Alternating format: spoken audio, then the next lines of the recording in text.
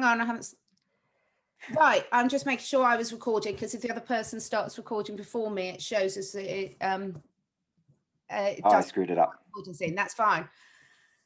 Hello, everyone. Good morning. Hello. Good afternoon. Good afternoon. Good evening, always. Hey, where does the time go? Honestly, it's ridiculous, isn't it? Yeah, it's every day. Like you wake up Monday morning and then literally it's Sunday, or a few days later. Like it's just goes so fast. It does, doesn't it? It seems to me that time's really going quickly at the moment. We spoke a few months ago, and you were talking about things happening in the summer, and then all of a sudden the summer was there, and I don't know what's happened to all the time in between. But how are things for you in Australia, David? It's interesting. So basically, Victoria, where I used to live, is state in the eastern states. They just went into they had a situation over there, so they went into a 7-day snap house arrest, and it actually obviously coincided with the march yesterday, which was cancelled in that city, and so some people still go, and I saw a video of somebody who's quite big in the truth community over there and in Australia itself, and he was posting a video of police pepper spraying people, and this was after it had finished as well, and then I saw these people running in with cameras, and lo and behold, those photos were in the paper today here. So, like, is that a setup to you? Like, it sounds like a setup to me, because how on earth would they know where to be, Yeah. It's weird, isn't it? I must just say, before we go much further, I always forget to do my introduction, but I've got my new website up and running where I can put uncensored videos. So depending how this conversation goes, if there's only a snippet on YouTube, please go to the link below in the description below and you can find the full video. Just saves me having to do an intro. That's really interesting, isn't it, David? Because we had the freedom protest for the second one in 2 weeks yesterday up in London, and it were quite a few of my friends went. I went to the one 2 weeks ago, but didn't go yesterday. And apparently, yet again, it was amazing, with so many people there, completely peaceful. So the last two ones in London have been very, very peaceful. The police have really behaved themselves. The demonstrators have really behaved themselves. But Rachel, did you notice? I actually saw a few pictures of this one of yesterday's on the mainstream media. Was 2 weeks ago. It was complete. Nothing was mentioned about it in any of the papers, any of the media, even though one of the main areas they went to protest for was outside the BBC buildings, and we were outside there for a good hour. There was still complete media silence on it. But I thought it was a bit encouraging that a few pictures of yesterday have made it into the media. Yeah, no, I think a little bit more truth is coming out now. And I remember a question with Janine with regards to the demonstrations, the peaceful demonstrations. And she said that the one towards the end of the month was going to be a biggie in terms of waking up more people. So, I mean, it's just nice to see, even if it's just 2% of a bit of truth actually coming out, but at least there is something now in that sense. And it's so nice when people actually physically gather, and just to be able to see, massive people without any flipping masks or nappies. It's just, it's heartwarming compared to where you go shopping, etc. And it's just this bombardment of nappy wearing people, and they just look at you like you're completely insane for not wearing one. But I do not comply. Absolutely not. No chance. But yeah, no. It is nice to see. And they're really pushing that. Obviously, they've got, whenever they have a 7-day or a 5-day or whatever it is, 3 days, they push that nappy mandate as well. And it's just crazy. Like, of all the things that you would quote unquote protect your health with, like, why that? Like, it's so odd. Obviously we know that's not the reason why they do it, but it just makes no sense. And people just lap it up though. What I've really noticed, and I've been talking to some of my subscribers, in Telegram and stuff like that, who live in that state, and just like they're kind of lost for words, just how compliant people are and how people just aren't getting it. Like, I've been posting a lot on Facebook recently, and people parroting the mainstream narrative. People saying, "Oh yeah, BBC is a good source of information. Fox is a terrible source of information," and it's crazy how manipulated people are. And actually, what I wanted to ask you about the stats and the science and stuff, because I know when I sent that email, I had a comment on one of my post. Somebody was saying that they're in science, and what I did basically was I posted a screenshot, or not a screenshot, some stats of the TGA, which is the Therapeutic Goods Administration here, which is our version of the CDC. And they had a number of CV deaths for the year up until from start of the year till now, which is 1. And then the number of deaths after having the shot, which is 210. And then the number of adverse reactions, which is, I think it was 22,031, if I remember correctly. And so somebody was saying, "Oh, I'm in science. You got to actually look at these figures in the right way." And I go, "Okay, that kind of makes sense." So that's why I sent the email. I was like, "How would you look at these figures? Are there many different ways?" And then after I sent the email, I got a response to. I said, "Well, how would you interpret this?" And basically, she said, "Well, all those people," and it said on the website, pretty much all the people that died, they're all like in nursing homes and really old. So that's the reason for it. I'm like, well, okay, then why don't you carry that same logic over to CV? Exactly. Why is it not the shots? Why isn't the shot to blame when these people are passing away because they're old? Yet when they get CV, it's a completely different story, you know? I think you've raised a really good point. And I've been looking at the stats loads and loads and loads. And also, I would really encourage anyone who's interested into the science side of things to sign up to Dr. Robert O. Young's newsletter, because he's putting some brilliant information out in his newsletters where he's really going into the stats a lot. But what I get the same issue from some of my scientific friends, but people are so, Rachel and I were just speaking about this before you came on camera, people are so determined to show it from their point of view. So the CDC and the normal reporting, the yellow card system in the UK and the sort of adverse reaction reporting in the USA is very well established for vaccine injuries. They've done loads of studies at some very eminent universities that have shown that, generally speaking, only 1% of adverse reactions are actually recorded. So I know loads of people who've got vaccine damaged children, and to get your child's stat actually officially recorded is just virtually impossible. It really is, because it's so difficult for a medical professional to actually admit that the vaccine is to blame, because they'll do everything they can to blame it on something else. So what we're saying here is a complete distortion of the data, as you said, where the whole of the last year and a half, they've been saying anyone who tested positive and died within 28 days of a positive test has died of COVID. And so the figures have been up through the roof, because we all know how false the COVID test is. Whereas actually on the vaccine, they're trying to say, oh, no, it's nothing to do with the vaccine. It's just a coincidence. And so they're you've completely ruined the logic. And it just shows how deep down, to me, that scientist deep down knows there's a problem. Because if you're fighting, any reputable scientist would be able to look at that and say, hang on a minute, there's something wrong here.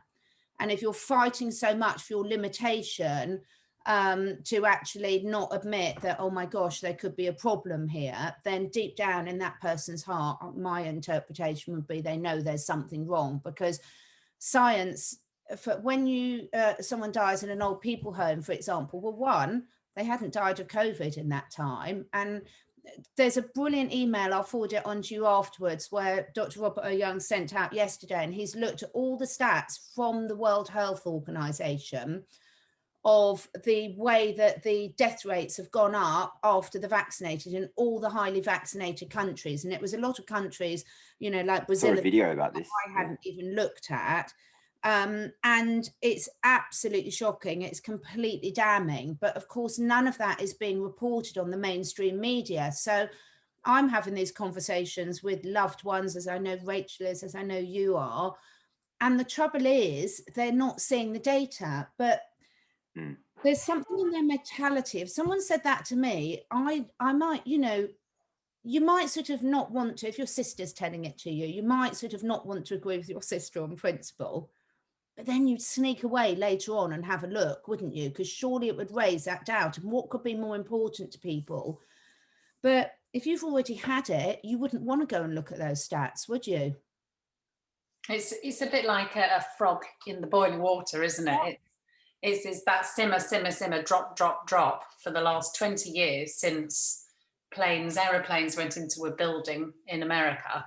And it's a bit like a huge dominoes effect, isn't it? And unless you actually go out and actually search for things, I think that they're trying to be kind of blatant, but with commonsensical kind of actions in the MSM. I mean, just before coming on here, I did Google it. Well, it wasn't Google, it was DuckDuckGo. But it said that 66.6% of the population had been jabberwocked.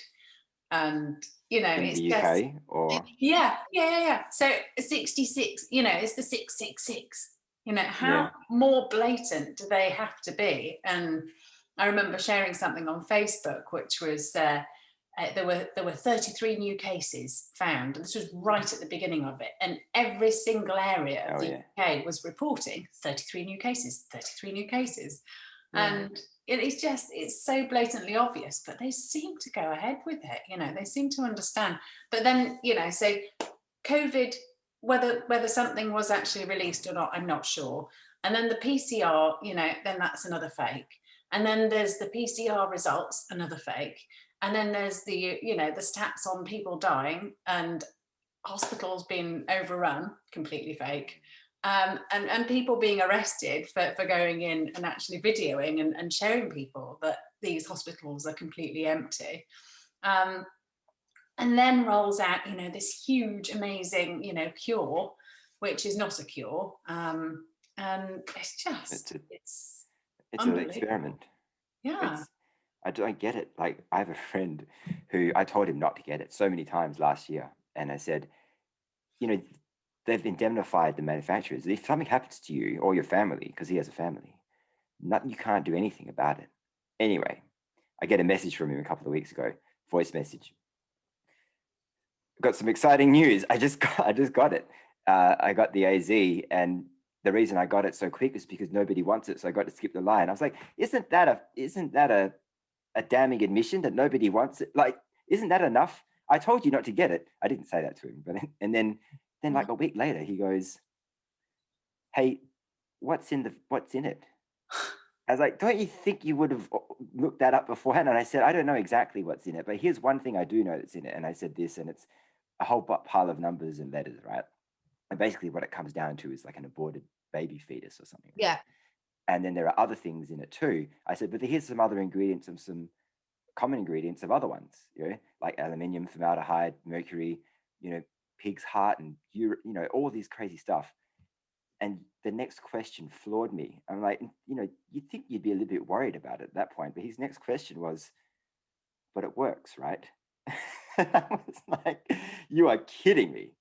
Actually, I said, no, it doesn't work. It's a test. You signed up for a test. If, you know, it may work, it may not work, but in fact, the studies show that it's not working right now. So yeah, I didn't hear from you. The trouble is that, David, they're trying to show the data to show it is working. But the question is working against what? Because working against something that for his age group, there was a really, really good video. I'm going to put a link to a lot of these videos on my new website, because there was a really, really good video of one of the mums in the UK. Can't remember if I sent it to you, Rachel, that beautifully went through the stats in terms of in all the different age groups, because there's a huge outroar in the UK now because they're rolling it out to children, or at the moment now they're calling in all the 18-year-olds upwards. But when they go back in September, they've made a new rule that secondary school children, which in the UK means I think it's from 12 onwards, 12 to 18, they can now have the jab without their parental consent. So this mother had done this brilliant video, and she went through, and, you know, for anyone up until 70 years of age, the chances of the survival rate, even if you get it, were 99.9997 or something. You know, I don't quote me on that for each age group, and she'd gone through it really clearly for each age group. So it's like, what on earth would you even consider having it for anyway? But it is fascinating because people are, you know, you've got to look at the why are they wanting it? Because over here, whether that stat, as Rachel said, you have to laugh, 66.6%. But Rachel and I were talking, and virtually everyone we know has had it, at least one shot, adults. And you're thinking, actually, unfortunately, I do, because they could be overestimating the number of people who've had it. But based on our own personal experience and everyone we speak to who says the same, all of us are saying virtually everyone we know has had it. So I actually don't think they're inflating the numbers of it. But there's two really good interviews I'm going to put links to, and I'll send them to you afterwards, David. There's did you hear the Kerry Cassidy with Dr. Robert O. Young and Dr. Judy Mikovich interview from this week? Absolutely brilliant. And they go through a lot of the science behind it really, really well for anyone who's interested in the science.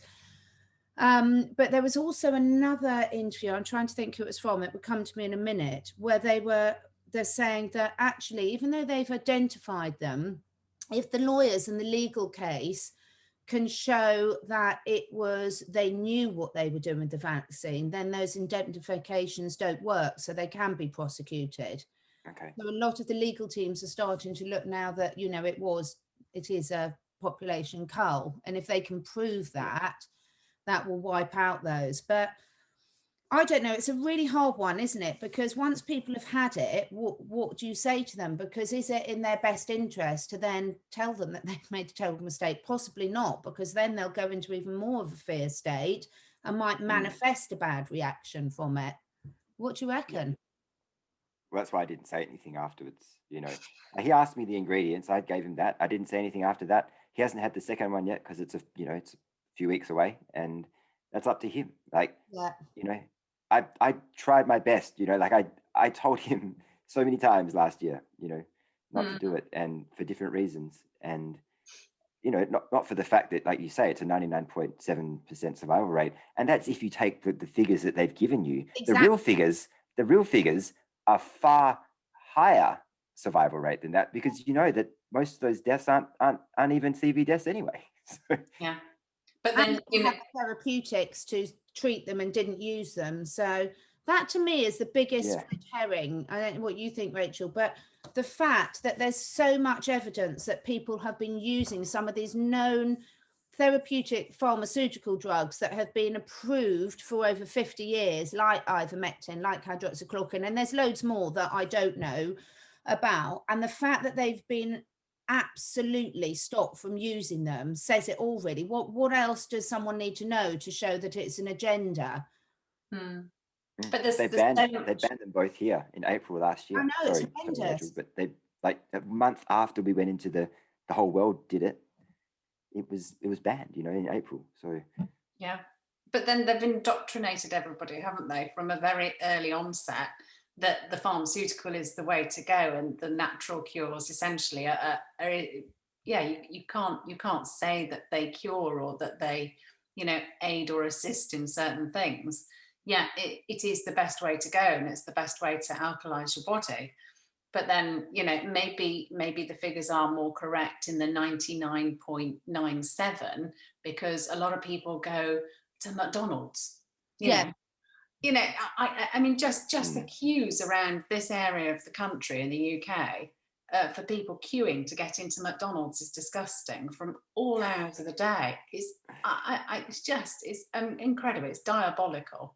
But it comes back to that kind of the natural way is always so much better. But people just don't understand that, you know. And you look around a supermarket, or do you call them supermarkets, or in Australia? So, you know, you can bet that 97% of all that stuff in there is actually acidic to the body. So if we are walking around kind of almost time bombs to a certain extent, you know, with what they give us, but there is so much to learn from the natural way of things, and it's much better for you, obviously, the natural way. But oopsie daisy.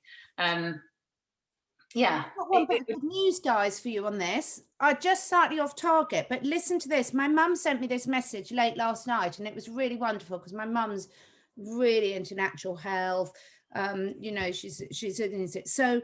Unfortunately, my father died last year of cancer, and she gets all the leaflets through from Cancer Research UK asking for money, and she's always read them.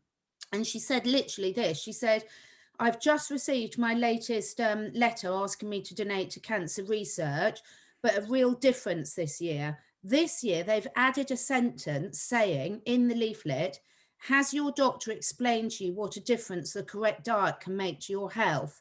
Do you know that you shouldn't eat red meat more than a couple of times a week?"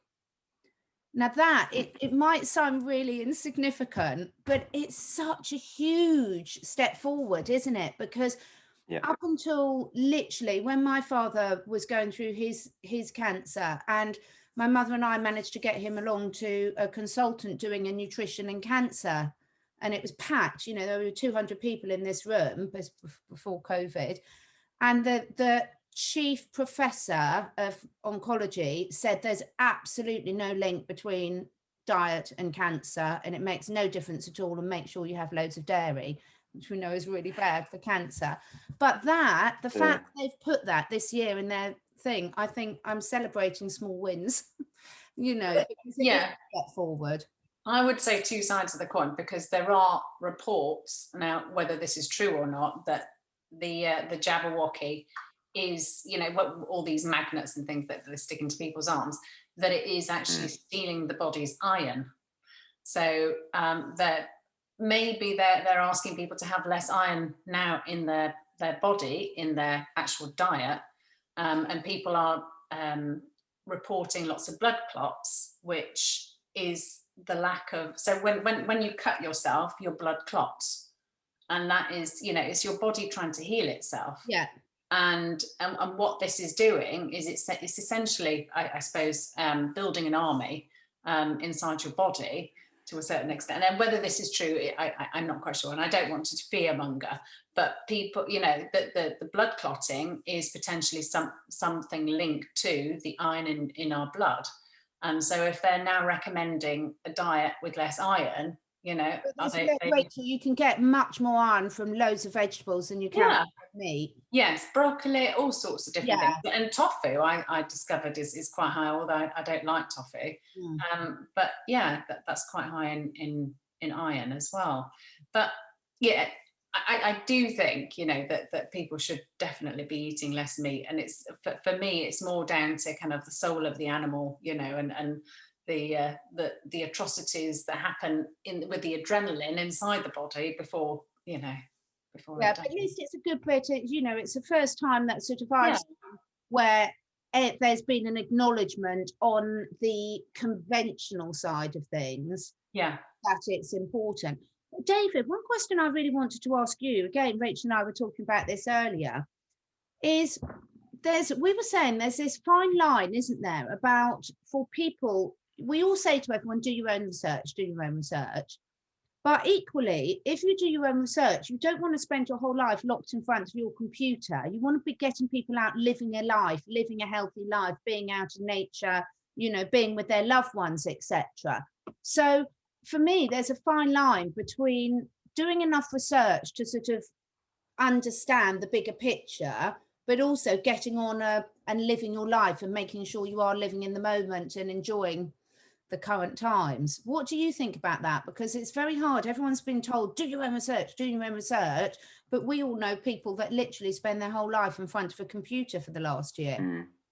Yeah, that's a good point. I've kind of spent my whole life in front of a computer for the last 5 years or something, ever since I started a business, and many other reasons why.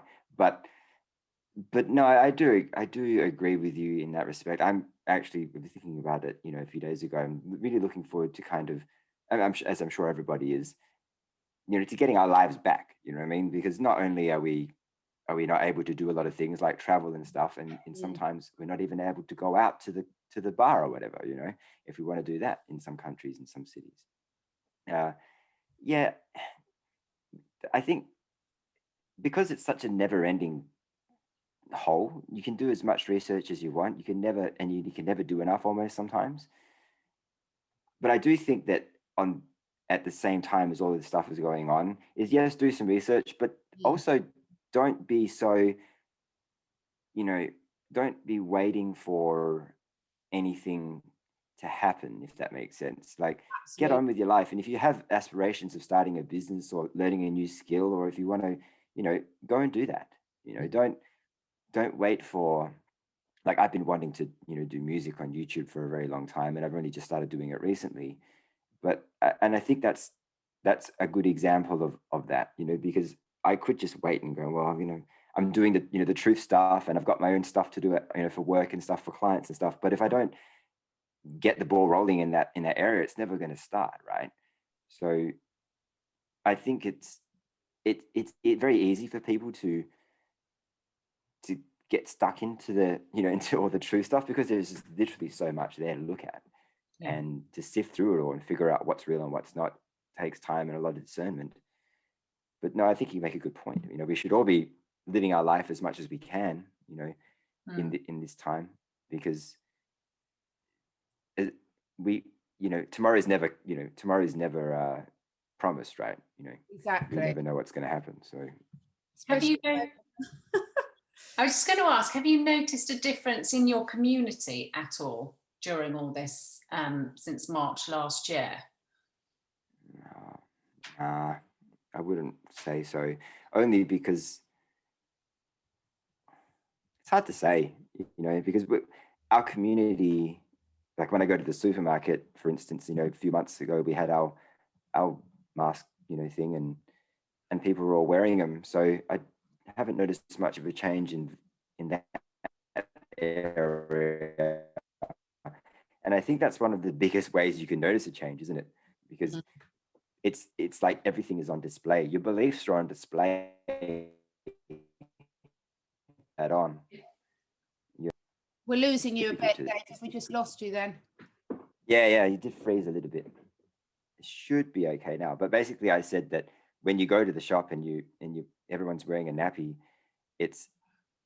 I think that's a good indicator of whether you can see things changing or not. And to answer your question, I haven't seen that yet. So no, I think we might have been in a worse situation in this country. I suppose we've had to wear nappies since last year, and so we've been in lockdown. It felt like forever.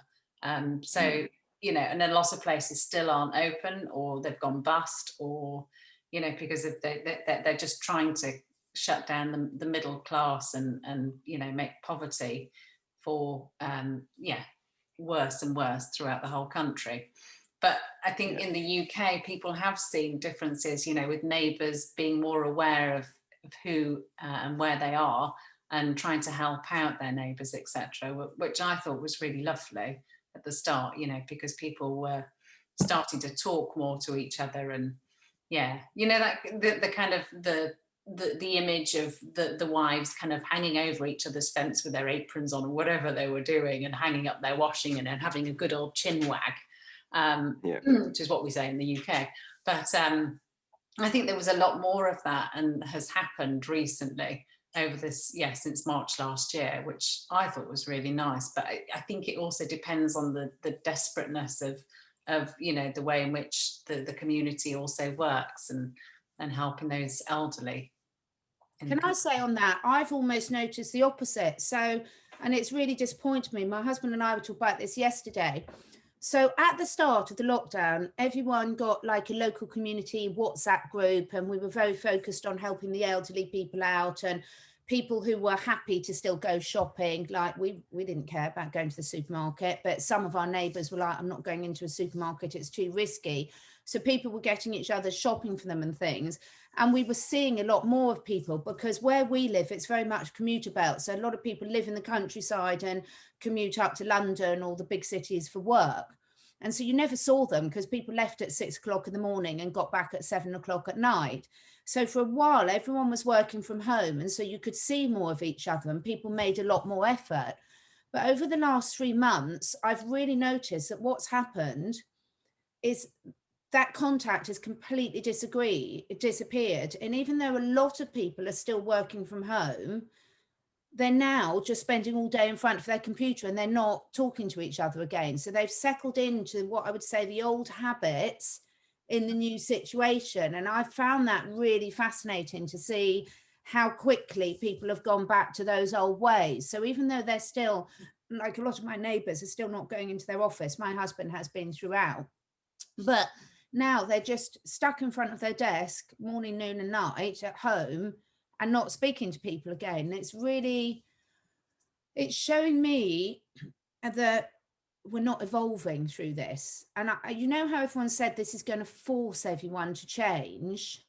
And I do agree with you, Rachel. We saw that where we live a lot to begin with in the first 6 months, and then it dwindled off very quickly. But I don't see these sort of lasting behaviour things. Even us saying in the UK that we have to wear masks, well, people like you and me have never worn one. So it's, what is this definition of have to? Because we're still here, we're not locked up yet. You know, we've chosen to not do it, and they haven't enforced it. I went shopping yesterday for the first time in about well over 6 months, as in went into the clothes shops. And there's one shop I went into and they didn't say anything about a mask. Most of the shops you're not allowed to try anything on, but this one you could do. And then when I've been in the shop for 10 minutes, then when I went to go into the changing room with my daughter, they're like, oh, have you got a mask? And both of us weren't wearing one. And I'm like, I've been walking around for 10 minutes without one. No, I haven't. And they just said, oh, okay, and went in. But what I did notice, which I was horrified about, was most of the shops were not accepting cash now. So whereas when I went 6 months ago, because that's the last time I went in to do some non-food shopping, even though they had signs up saying card payment preferred, they were still accepting cash.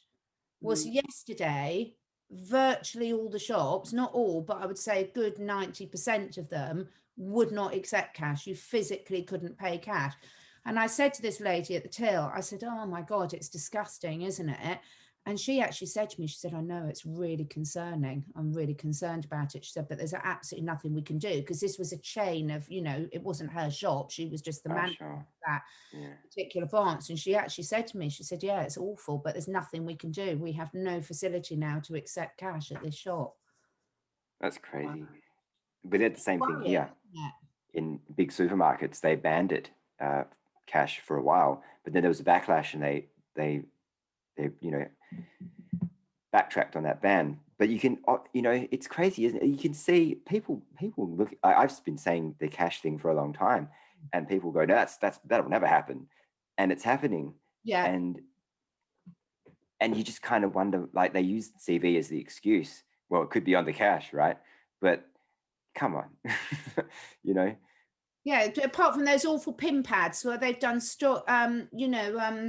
trials years ago, they did this in pubs, and they sort of showed that there were more germs on the keypads of a card machine than there were on a toilet seat. But you know, but then of course we're all right because there's this toxic hand sanitizer. I wanted to go back to both of you two and ask, so David, you've been really good now, and you've pushed yourself and you started to get your music out, and Rachel, you're a passionate gardener now, aren't you? Real gardener. How does it feel, David, now you've started to do something that you're so passionate about? Well, it feels great. I mean, I've been working towards doing the YouTube for a while now, and, you know, working on my skills and things like that, and also working against my own mind, you know what I mean? Because that's the only reason why I didn't do it in the first place. But it's funny you should ask, because I just released a cover this morning, and of a Billie Eilish song. And as you may or may not know, Billie Eilish is, like most big stars, you know, they have to push the agenda, you know. And I got one comment from someone asking, you know, why would you cover a song by someone who's in the club, whatever? And, you know, she has a good point, but at the same time, who isn't going to be in it? I don't know, you know, like, I don't know everyone that's in it. And, you know, a lot of these people are victims too, you know? Yes. And, you know, so it makes it very difficult. But to answer your question, it feels great, you know, to be able to actually put out music now. And I've started writing my own music and recording that. So, yeah. That's so lovely. At the end, please do. And Rachel, you've you know, been through a circumstance where you moved, and the move was taking you into the most amazing place in the countryside. Not planned, was it? You didn't consciously do that. And what you've actually got there is quite incredible now, isn't it? With you growing all your own vegetables and everything. It just shows you, you know, when the rug is pulled from underneath your feet, you either go with it and trust it and know that, you know, something incredible is going to happen as a consequence even. So I've 7 o'clock this morning, I had a delivery of 6 tons of manure, mature manure, for my veggies. But, you know, and I'm able to share all my vegetables and asparagus, you know, asparagus has gone crazy. We've got all the bees and everything. So, you know, there's so much to be grateful for. And I can then go around and I am sharing it with my neighbours. And there is a real community kind of aspect to it. And my dad and I, we do go around and talk to other people in the vicinity, which is so nice. And I don't live in the same house as my parents, but it's just so lovely to be in the same area. And we've got the tractors and we've got the chickens, and, you know, it's this kind of the good life to a certain degree. And I'm swapping manure for vegetables on a weekly basis, you know, and then my other neighbour has wheelbarrows, etc. So yeah, but it's so lovely to have that community aspect, and I feel like I really want to kick this off, and I'm trying to, you know, spill a little bit more and a little bit more about what's happening. And it was actually interesting yesterday having a conversation with one of my neighbours that they tried to take the money out of their big colossal bank and try and put it into a local kind of little bank, but they wouldn't allow them to do it. And they were really shocked. And I was thinking, you know, at least people are kind of understanding that this system is all upside down. It's this tipsy-toesy. So that was really lovely. Although they were very frustrated with it, you know, but they are starting to open their eyes, I think, to a certain extent. And I heard the timelines, you know, you never can trust timelines. And I was saying, you know, well, between kind of 4 to 6 weeks, it might get worse before it gets better. But I think, you know, a lot of information will be known by that point. So it's kind of little drips of information that I'm trying to give to them. But especially, I definitely share your avid love for music, David, because I did my music technology for my at university. So it is so nice to also share in that music thing, and I'd love to do kind of drumming circles and things here as well, because we've got the field, so it would be a perfect environment for it. But you know, that coming together and actually creating creating magic in so many different ways, you know, there's and people have so many different passions, and it's just lovely to have it all come together in different ways. I've discovered quite a few local healers. So a few of us put a thing about doing a local meditation group, and I was sort of offering, saying, well, if people want to do it with animals, they're more than welcome to come, because one of my horses' fields is just so idyllic. It's just beautiful. And for me, it's my favorite place to meditate. And when you're meditating with animals around you, it's just such a wonderful energy. So I was speaking to someone locally about that, and one of them has, you know, got their drums, and someone else does sound healing and things. So we're looking at introducing that. And that's what really sort of made me think about, you know, really these people, just like you were saying, David, you've got your music channel up and running now. It's just get on and do your passions now, and don't wait, because it's almost like once you know what's coming, those are people that have got quite a good awareness of what we think is going on. It's quite tempting for a lot of people to say, I'll do it when this happens, I'll do it when that happens. And that's not going to get any of us anywhere. You know, we've got to get on and do it now. It's like anyone who's done anything about manifesting, when it really kicks in and really starts to work energetically, is when you live like it's already happened now. You'll not keep pushing it forward to the future. So I'm really excited. I'm going to be going and having a look at your music after this. You can play one at the end for us, David. Yeah, I could. Although it won't come through the speakers, because it's we'll do that next time. We'll introduce with one of those and everything, because that is really lovely. And we'll obviously put the link to that underneath. So I think it really uplifts you, doesn't it? I think it's what it shows is all of us have got our passions, and the more time we spend doing them, it's very difficult when things are so serious as they are now. And also when you can see so many other people around you really suffering, it can be hard, can't it? Not to almost feel like you shouldn't be happy and doing these joyful things. Yeah. Because it does. It's because there is so much suffering going on right now. You know, I've seen a lot of videos in London of people going around the city and just all the businesses that are closed, and the same thing's happening here because Victoria and Melbourne, they got hit really hard with their lockdowns, and you know, the in and out of it, and you know, people just can't survive. And I think one of the biggest questions that people need to ask themselves, and even our Prime Minister said, well, that the solution can't be worse than the problem, you know, like, and it absolutely has been, you know, but in so many ways. But people aren't really asking themselves that question. They're kind of just focusing on what the media is telling them and how many people are supposedly dying from this thing, and they're not thinking about the businesses and the livelihoods and the domestic abuse and the drug and alcohol abuse and, you know, all the other stuff that's going along with it, and the mental health crisis that we're having. You know, they're just not thinking about that, unfortunately. Well, I'm sure some people are, but you know, most people aren't. You know, suppressed, completely and utterly suppressed. And they're not giving people practical solutions of what they can do. You know, we all know that just throwing money at things, and you know, for people that have furlough payments and things, it's not the solution. It's not the solution when you feel that your hope and your aspirations have been taken away from you. I particularly feel very sorry for the sort of, you know, older teenagers who are looking at what they want to do with their lives, and suddenly they're thinking, oh my God, a lot of the options I thought I was going to do have just been wiped out overnight. But I think, you know, joy is contagious. And I think when people see someone else following their dreams, it's much easier to then help someone else to start doing something that they can feel really joyful about in their daily life and take some of the long-term worries. Because as you said a little while ago, David, you know, tomorrow isn't for granted, and we've got no idea.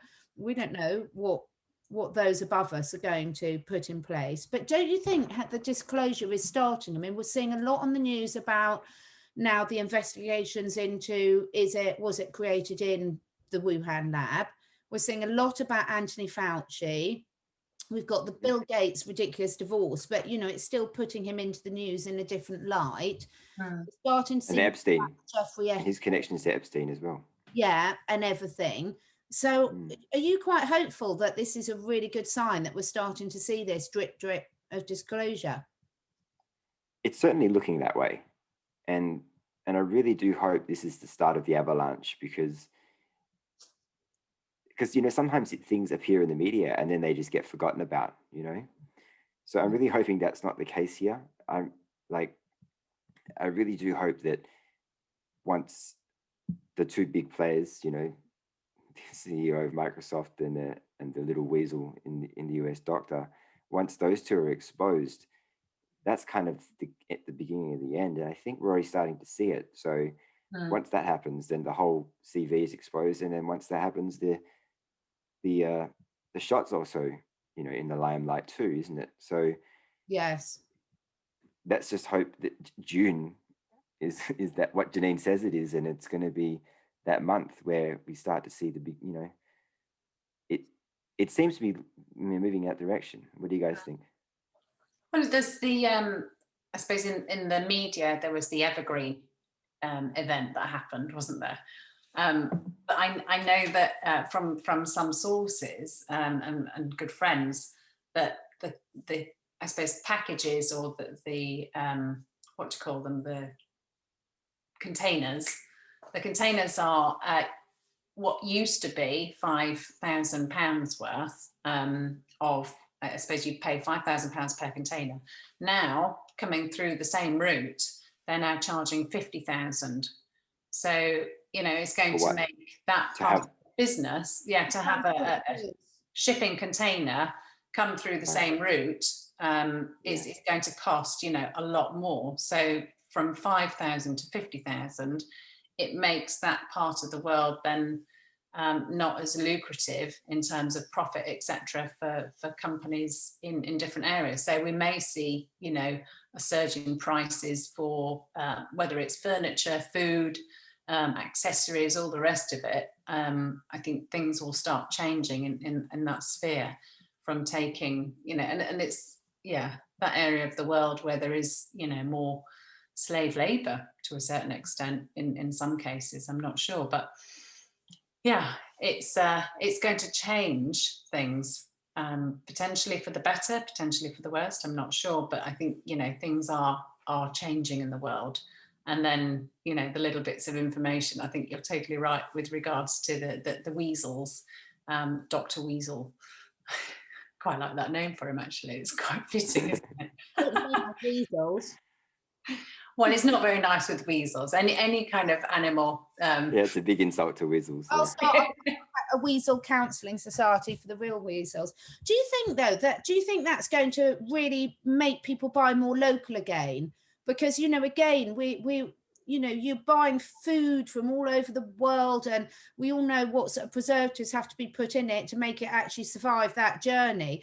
I'm wondering whether, yes, this is going to hike up inflation and cost of goods massively, but it might force people again to go and use their local farmers and support their local businesses, because they won't be able to afford to buy in all this imported stuff.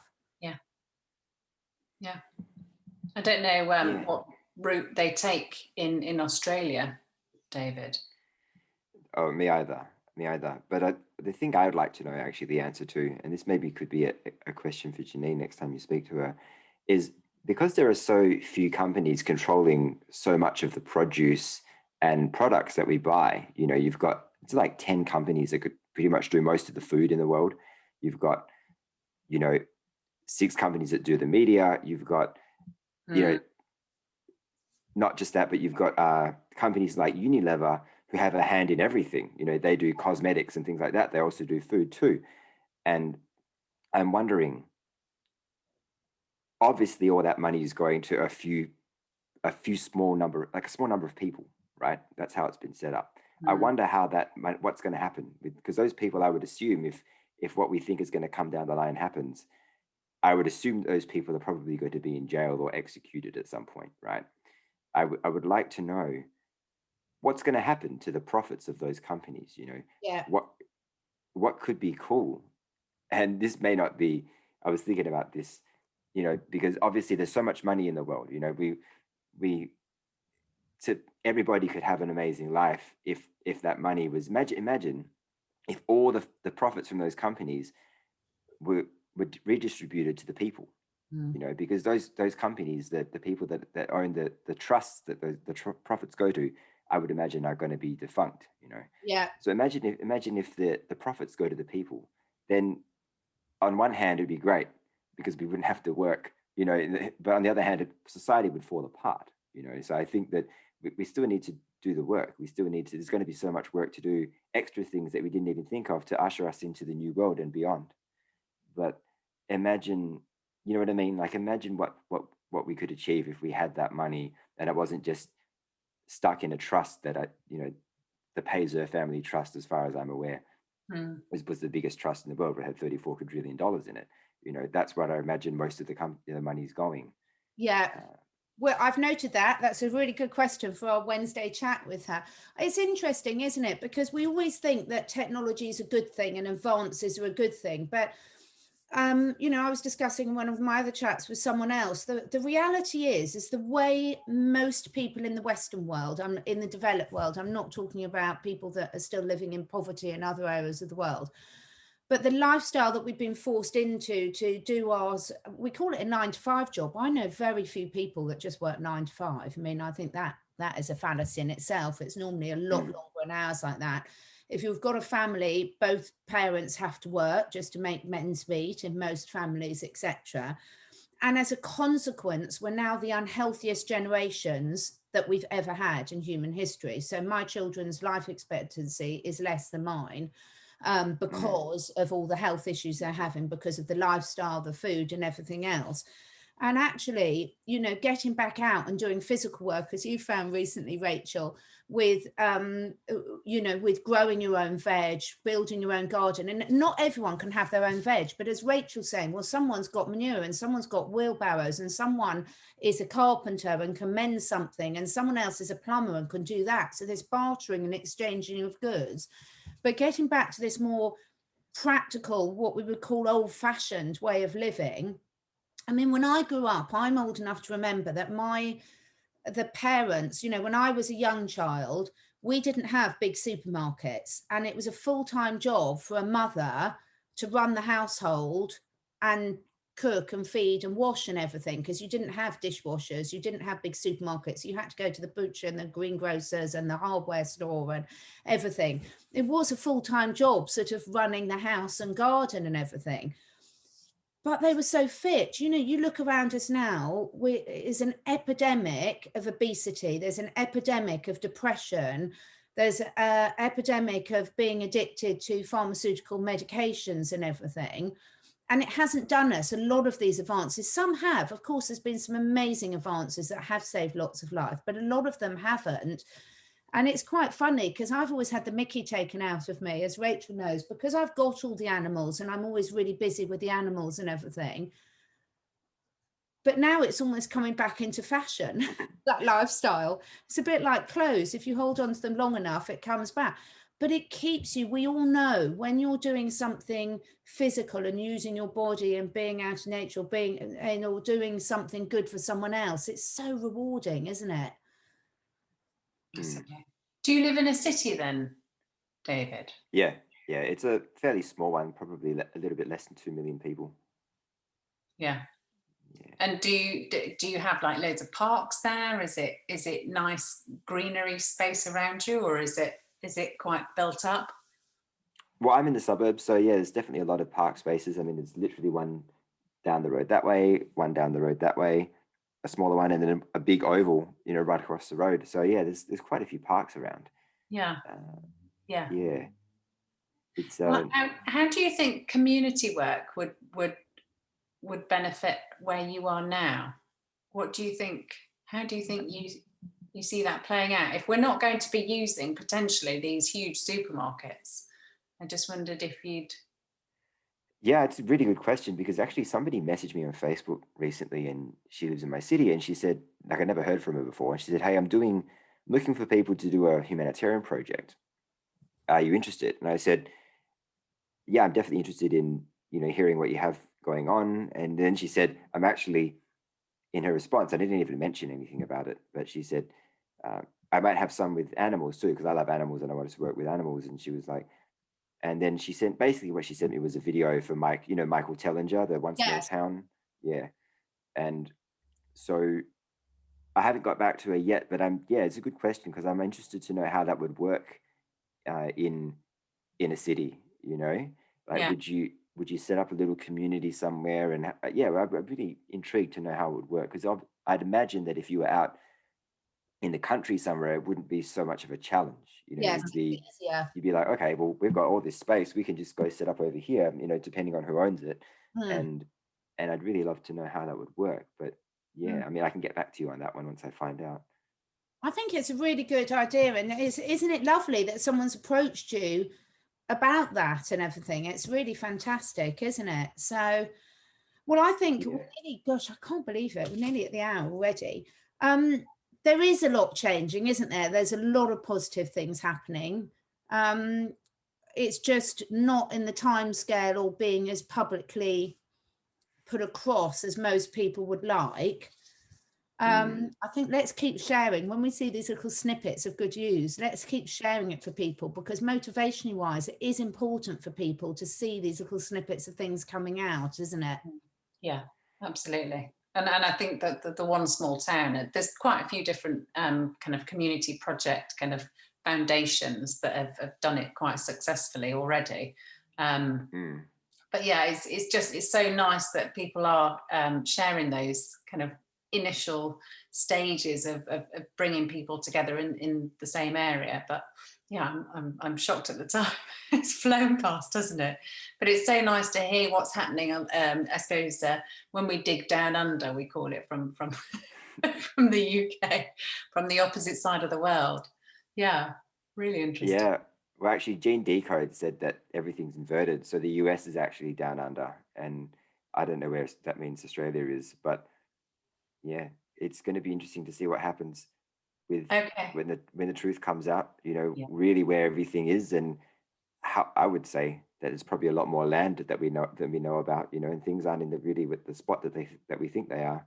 Yeah, I think that's really going to happen. I keep hearing loads of troopers. Sorry, I know I'm just going, but I think this is so exciting. We've got so much more to learn. Like you said, our reality, you know, you've got is the world round or flat? Did dinosaurs really exist? What really? Yeah. It's so exciting. It's like, I always really liked school, and it's going to be like an eternal school, because we're going to relearn everything and rediscover everything again. And I just think that's so exciting. I really do. Yeah. I'm looking forward to it. I agree, but there are going to be a certain percentage of people that have massive cognitive dissonance and really won't like it at all, you know, especially in the science community. Yes. Unfortunately.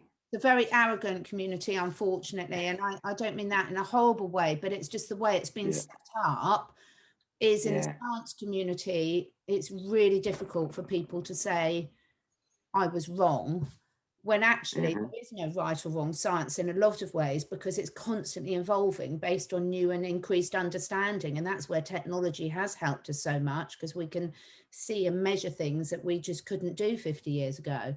Yeah. Well, lots of exciting stuff going on, guys. David, make sure you send us the link to your YouTube channel, so your music channel. Oh, it's the same one. It's the same one. Okay, it's the same one. I'm going to look on that. And next time we speak, can you play some music for us? Play one of your music things for us. Oh, like a live thing? Yeah. Well, no, it doesn't have to be live, but you can play just a video you've got, and we can just introduce for that, because Rachel, I've heard Rachel on the piano is just absolutely out of this world. Oh, nice. Incredible. So you two, I'd love to have more music skills, but I haven't. I'm still waiting to discover mine. I think we've got so many different skills in different ways, haven't we? And yeah, I think we'd all probably do quite well, Catherine, from having some of your skills with the animals, etc. I think that would be quite magical. Are you able to talk to animals? Like, are you like an animal whisperer? Yeah, I do a lot of animal communication. Everyone can communicate with animals, but it's so amazing. I mean, animals, trees, plants, the whole lot, because it's just incredible, David, because they are so wise and they don't get caught up in the drama. Yeah, I can imagine. Yeah, well, they want to. Animals and plants. You see, tree whispering, my husband and I have been talking to the trees for years and years and years. And when you look through our family photos, it's normally one of us hugging a tree and the children saying, stop it, everyone's looking at you. Yeah. Because we're such embarrassing parents. But now again, everyone's coming out saying, yeah, the trees really have got the messages for us, and they really have. So yeah, that is what I do. And what I love is it takes the drama out of everything, and it's right back to basics and purity. And it's just wonderful to be able to listen to their wisdom. Because I would imagine that are you guys, obviously we've had the eclipse, you know, a few days ago, and there's another one coming up in June. Are you guys experiencing a lot of different ascension symptoms and things like that at this point? Rachel. We both weren't very well when on the 26th. Well, we weren't in 100% capacity, I suppose, in many ways. But yeah, no, I wasn't very well. But yeah, it was an interesting one, definitely. But I haven't seen. So there were reports of, you know, kind of full sunshine and different kind of, I don't know, rays or whatever. But I haven't really, I mean, it was the first kind of nice sunny day yesterday, because we haven't really had much warmth or sunshine here for ages, which is quite different to what it normally is. But I haven't really noticed much. But definitely on the health side of things, we both really noticed massive at Zoe for the last week, didn't we? And it was really interesting because, you know, a lot of our symptoms were really similar. And my daughter had the same sort of symptoms. And one of my amazing cats, who's on quite a few of my videos, he was really off colour and has been very different this week. I mean, he's not worryingly off colour, but just a lot of changes I've been noticing in him. So yeah, what about you? Have you been noticing a lot? Yeah, definitely. Because the reason I asked is because we're going through an upgrade, and I was wondering if we're all going to get different abilities, and you know, maybe talking to animals will be one of those things, which would be cool, because I'd love to be able to talk to animals. But yeah, I had some really, really interesting ones. So literally 2 weeks ago, Saturday, I I was sitting here and I was trying to do some work. All of a sudden, like I had a bad skateboarding injury when I was 13, and that whole week I'd noticed that shoulder that was hurting. You know, I didn't break it, but it was just really painful. And I was sitting here doing some work, and all of a sudden, I noticed the shoulder, and my whole body reacted in the exact same way that it did when I injured it. So what I mean when I say that is my vision went all weird, my hearing just went all weird, and I couldn't hear very well. I hear this like ding noise like in my ear, like my body was in shock, I guess. Had to put my head down, and then when I was able to, actually move again properly, bring my head up, I went to lay down, and it just got really like a lot worse. Like the hissing just went like really loud. I heard this, what sounded like a plane fly over the house, like literally right over the top of the house. And I live nowhere near an airport. And then it kind of just died down, and then it came back again, and then it died down. And then a couple of days later, the same thing happened. I kind of noticed the shoulder. I thought I was coming in I felt a bit sick. I was like, I'm going to get sick.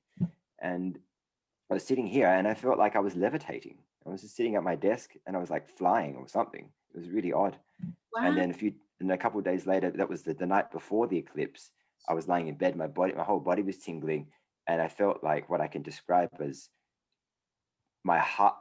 I guess it was my heart chakra, but it was just like my heart wasn't beating fast, but it was just, I could notice it, like it was there. Like I knew it was there, if that makes sense. And it's difficult for me to explain because I hadn't experienced it before. But those are the three big ones. And then ever since the first one, and I'm still hearing it now, my hearing just hasn't stopped, with this high pitched noise. And it's been really crazy. So I don't know what's on the other. Hopefully I can fly, so at some point. It's really funny because it's such coincidence you say that. I know we're going on, Rachel, but this is quite a coincidence because I've been having a couple of conversations with friends this last week, and they're very open-minded friends. They're completely on our wavelength. So this is a normal conversation for us, saying exactly that I think very soon Richie will be able to levitate. Now, I haven't been able to do it this week, but I just feel it's literally this far away that we will actually be able to do it. So that's a bit of a coincidence that you've had that and we've been having that conversation. Yeah. Wouldn't that be great? Well, imagine what that'll say to all the people that call us conspiracy theories when halfway through a conversation we just start floating up. Be brilliant, wouldn't it? It will really crack the matrix for some people, wouldn't it? They would just like, what the hell is going on here? Like, well, send us a video when you do it, because all seriousness, but yeah, I think a lot of people have been really feeling it. And Rachel and I were saying, didn't we, Rachel, that we felt it was a really good thing, even though we weren't feeling well, we took it as a really good sign that there were a lot of changes coming. Yeah. No, absolutely. And I think astrologically and what it says in the Bible, in Revelations, etc., that there are so many different and significant changes in the world at the moment that things are starting to align, and I think there's plenty of evidence of that if you go looking for it. Yeah. Yeah. The other thing I noticed is that I keep having to turn down the volume of things rather than turn it up. So I don't know if that means my hearing's getting more sensitive, better, more sensitive, and I can hear things better because I'm just like, this is too loud. This is too loud. And so that's really interesting. That's lovely. Your senses really heighten when you have this sort of experience. That's fantastic, David. Yeah, I can't do anything telekinetic yet, but I have had some telepathic experiences in the last couple of months, so that's interesting. Go out today. I would like you to do an experiment today. Go out today and find a tree that you're really drawn to and just start communicating with it. Just start to, you don't need to say it out loud, but I guarantee you're going to pick up some messages from it. I absolutely guarantee it. Okay. And let me know what you find. Oh, there's a tree out the back, big one. Yeah. You'll be really surprised, and David, one bit of tip is it will come to you almost quicker than you've asked the question. Okay, so just in my head, I ask the question. It up because you'll get halfway through a question and suddenly you'll get some awareness back. What about animals? Same. Same thing? If I just say, because I've got a couple of cats and a dog, like if I could just go and Yeah. do I just like look at them and then just try and ask them a question, or? You can do it ever. You can do it sitting there, but just sort of try and tune into their energy. So concentrate on them. Ask their permission and say, I'd really love to have a conversation with that. Will you help me? And then literally just ask them with 100%, you know, as if it's the most normal thing you're ever doing. And then just ask them something. And before you ask it, you'll get something come into your head. Different people hear it by different things. You might hear voices, you might see something, you might feel something. All of it's fine, but just take it. Whatever comes to you and whatever of your senses it hits you, just take it. We'll have a separate session on this. It's fascinating. But yeah, your awareness is really waking up. Rachel, I'd like to ask my cat why she eats so much, I think. Pardon? One of my cats just can't stop eating. She's really, really slim. She just eats and eats and eats and eats. And I'd like to know why she eats so much. Okay, well, we can do a separate session on that. Yeah. Well, let us know if you hear any exciting news this week, won't you? And we'll let you know. I've got that on the list of questions for Janine for Wednesday. And thank you so much, both of you, for your time today. Thank you as well. As with you, Rachel. It's sunny here where we are in the south. So, and yeah, have a really lovely week, David, and let us know what you find. Thank you, you too. It was great to speak to you both again. Yay. Amazing. Take care. See you soon. Thank you. Okay. Bye. Bye-bye.